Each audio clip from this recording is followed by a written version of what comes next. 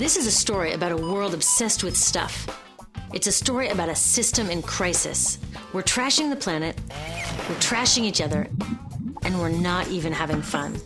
The good thing is that when we start to understand the system, we start to see lots of places to step in and turn these problems into solutions.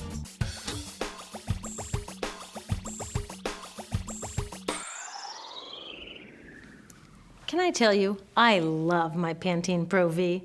Of the dozen or so personal care products that I use every day, it's the one I can't live without. It says it gives my dull hair the ultimate cool shine.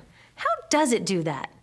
I was wondering that while I was lathering it in my hair one day, so I read the ingredients right here. Sodium lauryl sulfate, tetrasodium EDTA, methyl isothiazolinone. What is this stuff? I took this list to some scientists who know how to read it. Turns out my Pantene contains a chemical linked to cancer. And lots of other products in my bathroom, from sunscreen to lipstick and even baby shampoo, also contain chemicals linked to cancer or other problems like learning disabilities, asthma, and even damaged sperm. Like most parents, I try to keep my family safe. But now I find out my bathroom is a minefield of toxins? What are we supposed to do? To find out the answers, we have to go back to one of the key features of our materials economy: toxics in, toxics out. If, at the factory, you pour toxic chemicals into a product, like baby shampoo, you're gonna wind up with toxic baby shampoo, and toxics in workers, communities, and, babies. So let's take a closer look at this toxic outrage where it seeps into our lives every day, in the bathroom. The average woman in the US uses about 12 personal care products daily. The average man about 6. Each product containing a dozen or more chemicals. Less than 20% of chemicals in cosmetics have been assessed for safety by the industry's safety panel, so we just don't know what they do to us when we use them. Would you fly in an airline that only inspects 20% of its planes? Of course, not all of these chemicals are dangerous, but we know that many are. Some are carcinogens. That means that they can cause cancer. Others are neurotoxins and reproductive toxins, proven to mess up brain development and reproduction in animals. Wait a minute, we're animals too. It's like a giant experiment. We're using all these mystery chemicals and just waiting to see what happens. One thing we do know is that they're getting inside us. I had my body's toxicity levels tested, and I'm loaded with things like mercury, flame retardants, triclosan, and lead. We all are. Even babies are being born pre-polluted. Now, I know we can't live in a lead-free world, but do we have to put lead in our lipstick? I don't know. Maybe it's my fault. Maybe I just bought the wrong thing. At the store, the choices seem endless. I can get lipstick in 49 shades, or shampoo for hair that's too dry, oily, fine, limp, or frizzy. But what about the choices that really matter? Like the choice to buy products that are safe? It turns out the important decisions don't happen when I choose to take a product off the shelf. They happen when companies and governments decide what products should go on the shelves. So who are these companies? This is Procter & Gamble. They're the ones offering me Herbal Essences, the #2 shampoo in the country. It contains toxic petrochemicals made from oil. Since when is oil an herb? On cosmetics labels, words like herbal, natural, even organic have no legal definition. That means that anybody can put anything in a bottle and call it natural, and they do. I mean, can you imagine a top seller called Petro Essences? Gross. What's even nastier are hair relaxers marketed to 5-year-olds and skin whitening creams. These are super toxic, both in their ingredients and in the message they send about what beauty is. Ooh, here's Estee Lauder offering me a chance to help find a cure for breast cancer. That's nice. But wait, they're also using chemicals linked to cancer. Don't you think the best way for Estee Lauder to fight cancer is to stop using those chemicals in the first place? So really, I get to choose between meaningless claims on a bottle. But these guys get the real choice about what goes into those bottles. And that happens back here, at the factories where they're formulated.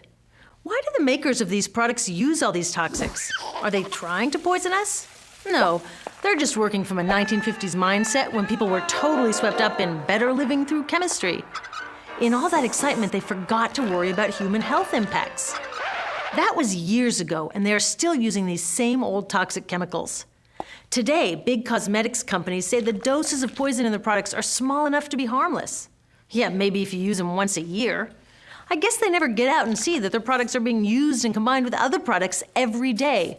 A little toxic dose under your arms, a little more on your hair, on your lips. And workers in nail and hair salons get dosed all day long. So the industry is used to doing things this way, and they can, because even now that scientists have linked the chemicals they're using to all sorts of problems, there are no laws to get rid of them. You're thinking, really? Come on, nobody's making sure that the stuff we smear all over our bodies is safe? Nope. The FDA doesn't even assess the safety of personal care products or their ingredients. Since 1938, they've banned just 8 out of over 12,000 ingredients used in cosmetics. They don't even require that all of the ingredients be listed on the label. Now, this is an example where we can all agree a little more government action would be helpful. This lack of regulation leaves a huge hole that the cosmetics industry is all too happy to fill. They set up their own committee to self-police their products, and compliance with their recommendations is voluntary.